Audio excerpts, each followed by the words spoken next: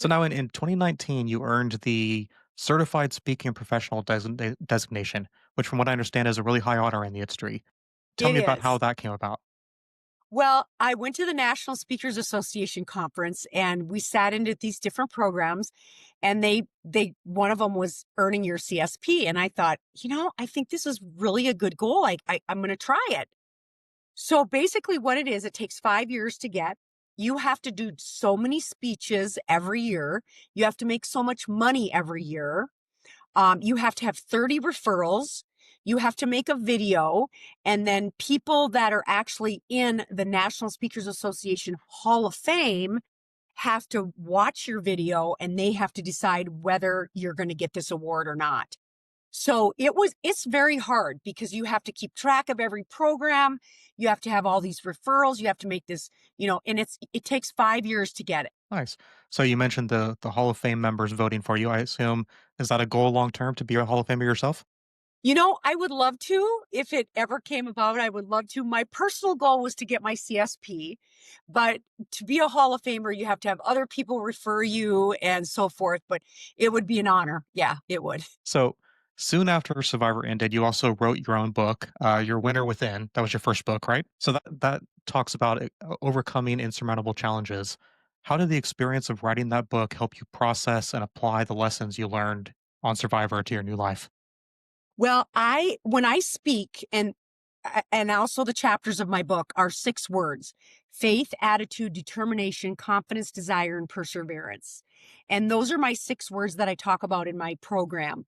But I also say the value of those are not words to survive. Those are words to thrive.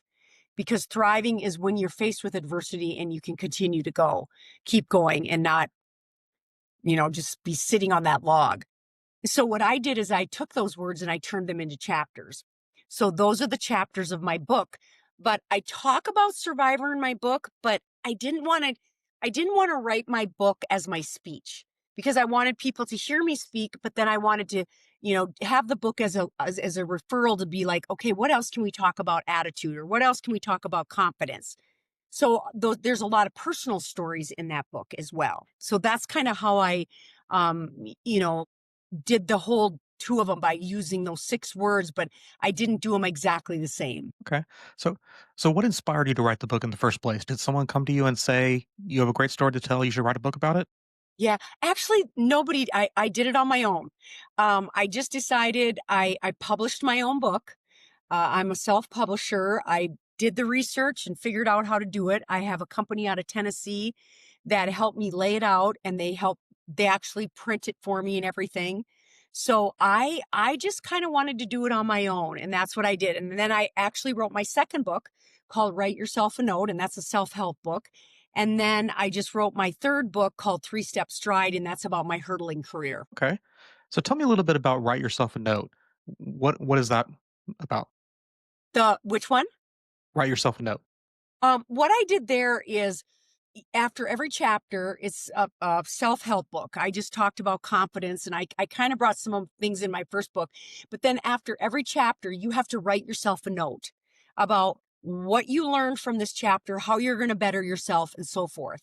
And that's kind of how I did that book. Okay. So what's the one piece of advice that's like the overall theme of that book? Write yourself a note. Yes. I really think it's the value of writing things down.